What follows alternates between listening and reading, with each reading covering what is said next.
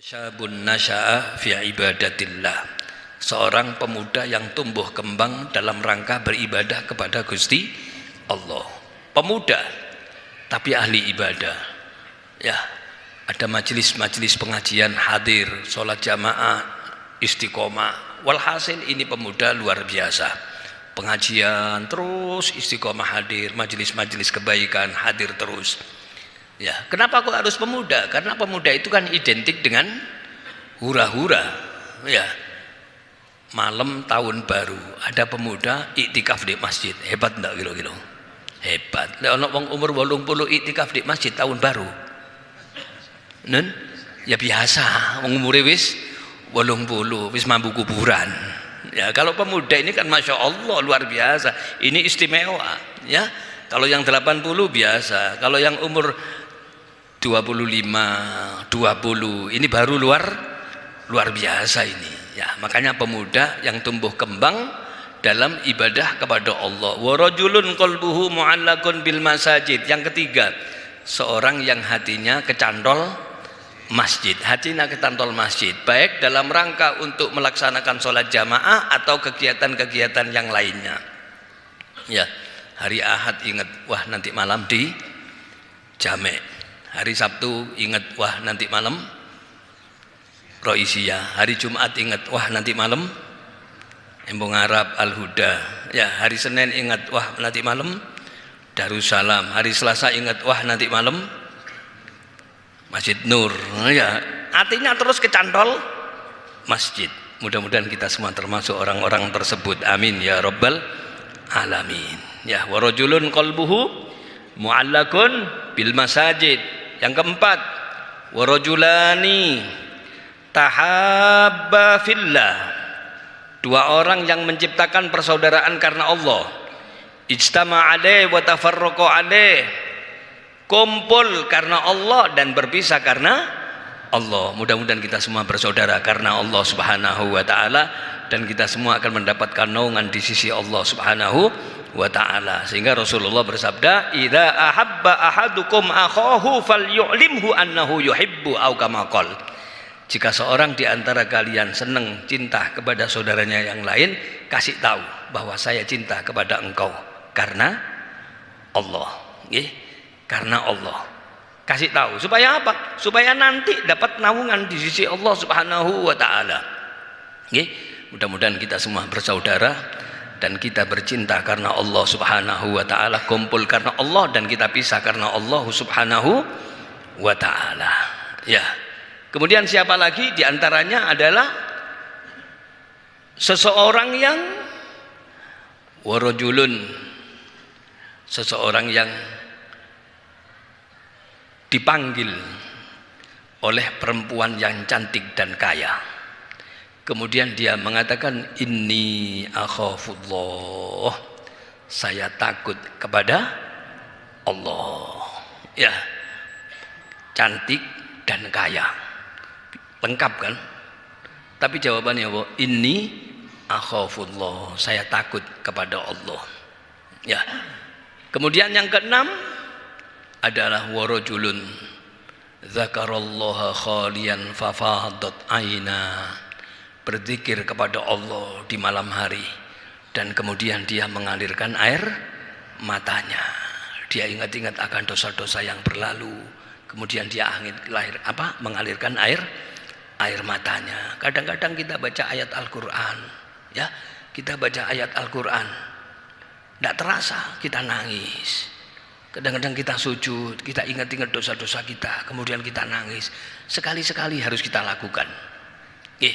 Sekali-sekali harus kita lakukan. Ya syukur-syukur kalau bisa sering kali. Orang-orang dulu itu kalau nangis dalam berzikir kepada Allah di malam hari, maka air mata itu langsung diusapkan ke seluruh anggota badannya.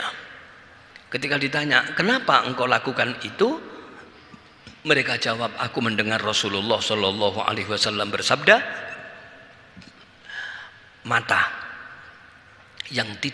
dua mata yang tidak akan tersentuh oleh api neraka. Pertama apa? Mata yang menjaga melek dalam peperangan. Ya. Mata yang menjaga ketika dalam keadaan perang. Yang kedua, mata yang menangis ketika berzikir kepada Gusti Allah. Ya. Nah, kemudian yang ketujuh, wa rajulun tasaddaqa bi shadaqatin fa akhfaha hatta la ta'lama shimaluhu ma tunfiqu yaminuhu. Seseorang yang bersedekah dengan sedekah sehingga tidak mengetahui tangan kirinya apa yang dikeluarkan oleh tangan kanannya. Artinya apa? Sedekah yang sir, sedekah itu sir, sedekah yang samar, sembunyi-sembunyi. Rasulullah bersabda, sedekah sir tudfi'u ghadabar rabb. Sedekah yang sembunyi-sembunyi itu bisa memadamkan kemurkaan Allah. Sedekah sir tamna'u mitatassu, akan mencegah orang itu dari kematian su'ul khotimah. Mudah-mudahan Allah jadikan kita semua husnul khotimah setelah diberikan panjang umur, sehat walafiat, istiqomah ibadah, amin ya rabbal alamin. Ini 7 golongan yang akan mendapatkan naungan nanti di sisi Allah subhanahu wa ta'ala. Ya, jadi kalau kepingin dapat naungan dari Allah, ya sudah tahu panasnya seperti itu. Kalau kita kepingin dapat naungan dari Allah, pilih saja dari 7 ini. Kalau kita mampu melakukan 2, 3, 4, alhamdulillah. Ojo kepingin mendapatkan naungan dari Allah mati disangoni payung. Ya, hancur payungnya nih. Paham ya? Ada enggak orang yang mati disangoni payung? Kalau sampean bilang enggak ada, berarti enggak tahu ruh sampean. Ya, ada kan? Nah, yang menaungi kita itu. Ya. Sehingga dalam hadis yang lain Rasulullah bersabda, "Dhillul mu'min yaumal qiyamati shadaqatuhu." Yang akan menaungi orang mukmin hari kiamat itu apa? Sedekahnya. Luas loh maknanya sedekah. Ya. Tabassumuka liwajhi akhika shadaqah. Senyummu kepada saudaramu yang lain itu bernilai sedekah. Ya, ketemu saudaranya senyum, apa mana ambil salaman, sing genah lek salaman. Ojo salaman koyo wong kate tinju. Ya, salaman sing genah. Ya. Idzal taqal muslimani fayatasafahani, apabila 2 orang muslim bertemu kemudian saling bersalam-salaman. Tasaqatat minhuma khotoya, maka akan gogrok berjatuhan dari kedua-duanya kesalahan-kesalahannya, dosa-dosanya. Gogrok sebagaimana gogroknya, jatuhnya daun-daun dari pohonnya. Ya, semakin lama berarti semakin banyak yang gogrok, yang rontok, dan tidak perlu dikentrok-kentrok. Ada kan yang salaman sambil kentrok-kentrok gini, ya tidak perlu. Ya, utama salaman kayak tinju, Mike Tyson nanti tinju. Salaman ya apa? Kan begitu kan ya? Gini kan? Ya, ini salaman yang sesuai dengan anjurannya Kanjeng Nabi. Paham nggih? Ini bernilai sedekah. Senyum, ya. Panjenengan ditanya, "Di mana ada pengajian?" Oh, di situ. Sampean tunjukkan, sedekah enggak? Sedekah. Ya, banyak orang minta tunjuk. Di mana ada pengajian? Oh, di situ. Sebelah sana belok kiri. Oh ya. Datang orang lagi tanya, "Di mana ada pengajian?" Oh, di situ. Berapa yang minta ditunjukkan? 10 orang. Dapat pahala berapa sampean? 10. Lek sampean teko pisan ya 11. Paham nggih? Ya, ini sedekah itu luar biasa, banyak sekali. Wal amru bil ma'ruf sedekah. Amar ma'ruf nahi mungkar sedekah. Bahkan dalam hadis yang lain, wa fi but'i ahadikum sedekah. Dan ketika kau kumpul dengan istrimu itu juga sedekah. Ya Rasulullah, Kanjeng Nabi, apakah seseorang melampiaskan syahwatnya kemudian dinilai sedekah dan dapat pahala? Qala na'am, ya. Tidakkah kalau misalnya dia itu taruh air maninya di tempat yang haram, tidakkah itu dosa? Iya. Begitu juga kalau air mani itu ditaruh di tempat yang halal, maka itu dapat pahala. Ya, sedekah itu. Nah, ini banyak sekali sedekah yang disabdakan oleh Kanjeng Nabi Muhammad sallallahu alaihi wasallam. Sudah. Kita lanjutkan. fa innan nas yastaghithuna ilallah bi khirati khalqi. Maka sesungguhnya dalam situasi yang sangat berat seperti itu, semua manusia memohon pertolongan kepada Allah Subhanahu wa taala lewat makhluk yang paling mulia. Siapa dia? Kanjeng Nabi Muhammad sallallahu alaihi wasallam. Kama qala Rasulullah sallallahu alaihi wasallam, sebagaimana disabdakan sendiri oleh Kanjeng Nabi Muhammad sallallahu alaihi wasallam, wa bainahum kadza wa bainama hum kadzalik istaghatsu bi Adam. Ketika mereka dalam situasi sangat menderita, menakutkan seperti itu di hari kiamat, mereka memohon pertolongan kepada Nabi Adam. Sudah kita baca hadisnya kemarin, balik kita baca ya. Al-hadis. Kalau di sini ada kutipan al-hadis, itu artinya apa? Tammimil hadisah. Sempurnakan hadisnya. Karena hadisnya ini panjang. Ya, karena hadisnya ini panjang, maka di sini cuma dibuat apa yang disebutkan itu cuma sedikit, maka ditambahkan al-hadis, sempurnakan hadisnya. Datang manusia kepada Nabi Adam. Mereka mengatakan, ya Adam anta abul bashar. Wahai Nabi Adam, engkau adalah bapaknya manusia. Mintakan kepada Allah supaya Allah cepat hisab kita semuanya ini. Kami tidak kuat dengan panasnya alam mahsyar. Kata Nabi Adam, lastu laha, itu bukan bagianku. Itu bukan bagianku. Bukan bagianku. Nafsi-nafsi kita cari selamat sendiri. Coba datang kepada Nabi Nuh. Datang kepada Nabi Nuh, mereka tidak mampu. Datang kepada Nabi Ibrahim, mereka tidak mampu. Datang kepada Nabi Musa, Nabi Musa jawabannya sama, nafsi. Cari selamat sendiri-sendiri. Datanglah kalian kepada Nabi Isa. Nabi Isa didatangi, Nabi Isa pun mengatakan nafsi. Cari selamat sendiri-sendiri. Sesungguhnya Allah saat ini sedang murka dan kami tidak berani. Datanglah kalian kepada kekasih Allah, Nabi Muhammad sallallahu alaihi wasallam. Semua para nabi dan para rasul mengatakan lastu laha. Bukan aku bagiannya, bukan aku bagiannya itu. Hanya junjungan kita Nabi Muhammad sallallahu alaihi wasallam yang mengatakan ana laha. Itu bagian saya. Itu bagian saya. Sujudlah Kanjeng Nabi di hadapan Allah saat itu. Maka kemudian Kanjeng Nabi dalam keadaan sujud, apa yang diucapkan? Ya Rabb, ummati. Ya Allah, selamatkan umatku ya Allah. Selamatkan umatku ya Allah. Selamatkan umatku ya Allah. Mudah-mudahan kita semua diselamatkan Kanjeng Nabi Muhammad sallallahu alaihi wasallam. Amin ya rabbal alamin. Saat itu menakutkan. Ya, menakutkan sekali. Tapi satu-satunya manusia yang berani sujud di hadapan Allah sambil berdoa, umatku ya Allah, umatku. Ya Muhammad, Allah berfirman, wahai Nabi Muhammad, irfa' ra'sak, angkat kepalamu, jangan sujud terus.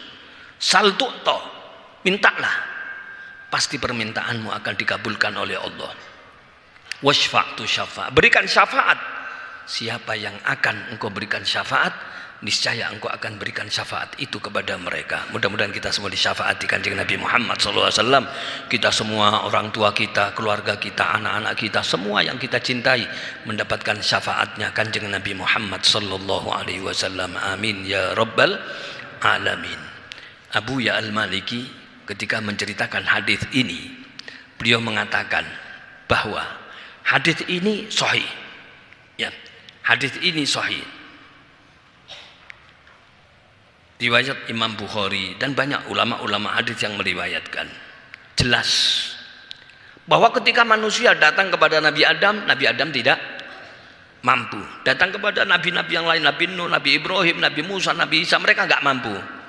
Ya, yang punya kemampuan itu hanya Kanjeng Nabi Muhammad SAW, dan ini yang dinamakan dengan syafaatul uzma, syafaat yang agung, pembuka dari semua syafaat-syafaat yang akan diberikan oleh para nabi dan para rasul serta para syuhada dan para ulama.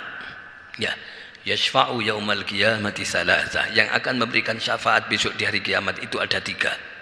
Siapa dia? Al-anbiya, para nabi. Wal ulama, para ulama, wasyuhada, dan para syuhada. Ya, al-anbiya wal ulama wasyuhada. Tapi anbiya, ulama, syuhada ini belum dapat izin memberikan syafaat sebelum syafaat uzma dibuka dulu oleh Kanjeng Nabi Muhammad sallallahu alaihi wasallam.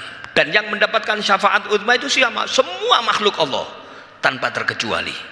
Karena yang membuka syafaat itu adalah Kanjeng Nabi Muhammad sallallahu alaihi wasallam. Abu Yamaliki mengatakan hadisnya sahih. Kita sudah paham. Kita sudah ngerti bahwa yang memberikan syafaat uzma itu hanya Kanjeng Nabi, yang lainnya tidak bisa. Kenapa besok di hari kiamat kita gak jujuk saja kepada Kanjeng Nabi? Ya, kita kan sudah tahu kan yang memberi syafaat siapa? Rasulullah SAW. Kenapa kita nggak jujuk saja ke Kanjeng Nabi biar waktunya pendek? Ya, nggak perlu ke Nabi Adam, ketemu Nabi Nuh 1000 tahun. Nggak perlu ke Nabi Ibrahim, ketemu Nabi Ibrahim 1000 tahun.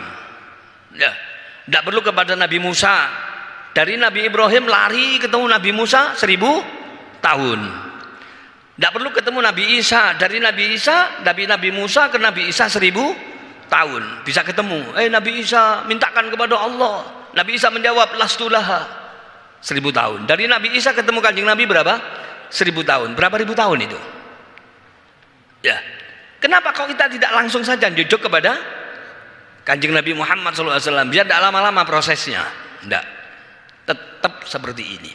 Kenapa? Supaya orang tahu akan keagungan Kanjeng Nabi Muhammad sallallahu alaihi wasallam. Ya, minta pertolongan kepada Nabi Adam tidak mampu, minta pertolongan. Tidak ada yang mampu dalam saat dan situasi yang sangat menakutkan. Ternyata yang mampu memberikan pertolongan itu hanya Kanjeng Nabi Muhammad sallallahu alaihi wasallam. Ya, misalnya begini. Sampean jauh tolong kepada si A, ada keperluan sampean ya, panjenengan punya keperluan mendesak, ya, keperluan mendesak. Anggaplah misalnya keperluan yang sangat mendesak. Kalau enggak bahaya panjenengan. Misalnya ada satu famili yang sedang kesusahan, harus dioperasi. Biaya operasi 60 juta. Minta tolong ini, tidak bisa. Tolong ini, tidak bisa. Tolong ini, tidak bisa. Tolong ini, tidak bisa. Ternyata ada saudara satu yang nolong. Kira-kira ya apa ke umat dia ini? Kan seperti pahlawan yang luar biasa. Masya Allah, ternyata kamu yang bisa nolong saya. Justru dengan pertolongannya si family ini, operasi berjalan lancar. Kemudian dia bisa diselamatkan. Ya apa kira-kira orang ini di hadapan panjenengan? Ini hanya urusan dunia, apalagi nanti urusan akhirat yang sangat menakutkan. Semua manusia ketakutan. Lari sana, lari sini, cari keselamatan ke sana, cari keselamatan sini.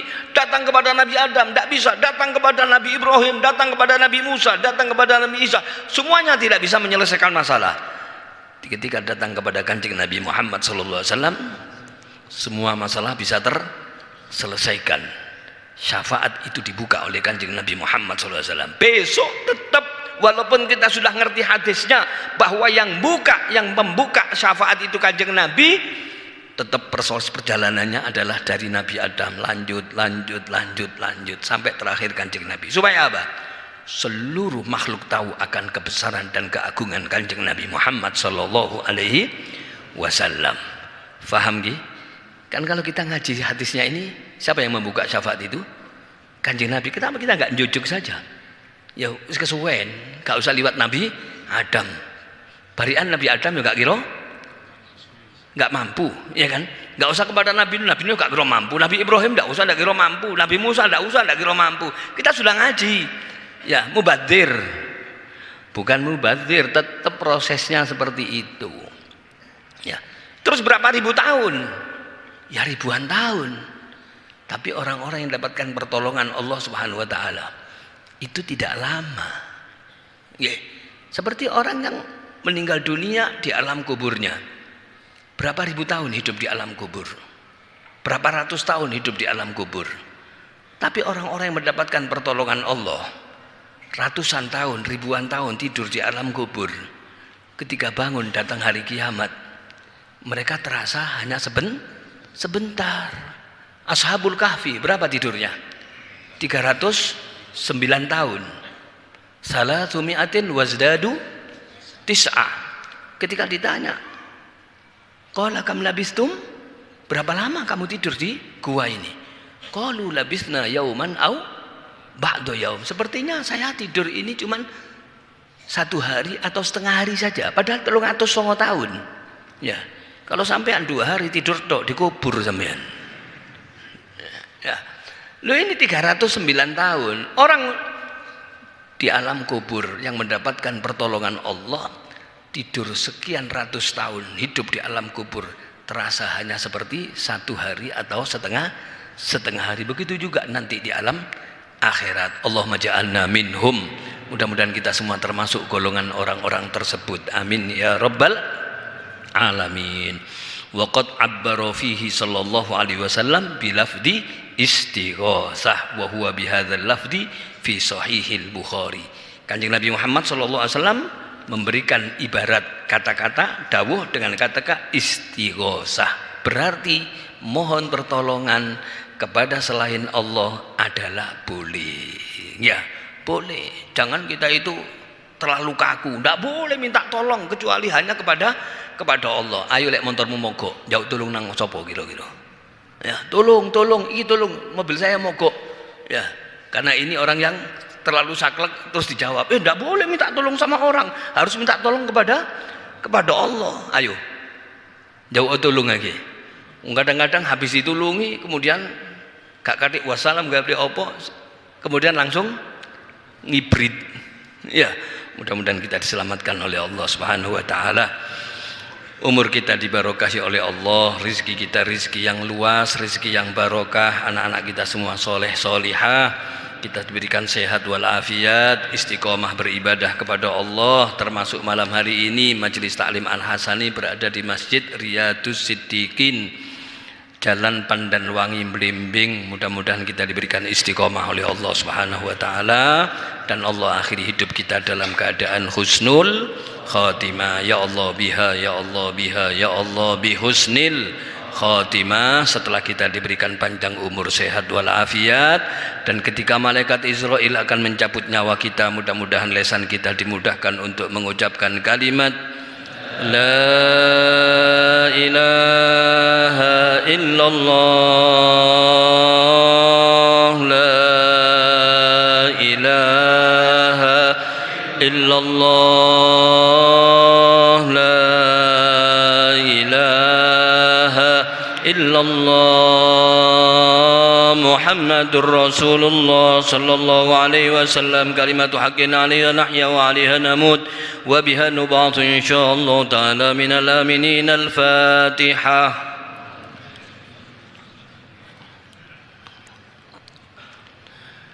Ya Arhamar Rahimin, Ya Arhamar Rahimin, Ya Arhamar Rahimin, farrij 'alal muslimin, Ya Rabbana Ya Karim, Ya Rabbana Ya Rahim, Antal Jawadul Halim, wa anta ni'mal mu'in, wa laysa narju siwak, fadrik ilahi dara qabla al-fana wal halak, ya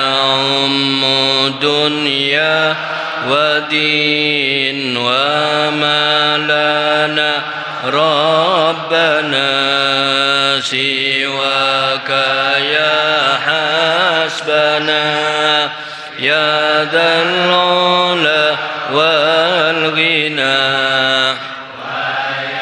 qawiyya matin, nas'aluk waliyuqimul adla المستقيم على هداك القويم ولا نطيع اللعين يا ربنا يا مجيب أنت السميع القريب ضاق الواسع الرحيب فاندر مؤمنين نظره تزيل العنا عنا وتدني المنى منا وكل الهنا نعطاه سلك بجاه الجدود ولي يقيم الحدود عنا ويكفي الحسود ويدفع الظالمين يزيل للمنكرات يقيم للصلوات يأمر بالصالحات محب للصالحين يزيح كل الحرام يقهر كل الطغام يعدل بين الأنام من الخائفين رب اسقنا غيث عام نافع مبارك دوام يدوم في كل عام على ممر السنين رب حينا شاكرين وتوفنا مسلمين من الآمنين في زمرة السابقين بجاه طه الرسول جد ربنا بالقبول وهب لنا كل سول رب استجب لي أمين عطاك ربي جزيل وكل فعلك جميل وفيك أملنا طويل فجد على الطامعين يا ربي ضاق الخناق من فعلي ما لا يطاق فامنن لمن بذنب رهين واغفر لكل الذنوب واستر لكل العيوب واكشف لكل الكروب واكفي أذى المؤذين واختم بأحسن ختام إذا دنا الانصرام وحان حين الحمام وزاد رشح الجبين ثم الصلاة والسلام على شفيع الأنام والآل نعم الكرام والصحب والتابعين الراحمين الله راحمين يا أرحم الراحمين فرج. سبحان ربك رب العزة عما يصفون وسلام على المرسلين والحمد لله رب العالمين.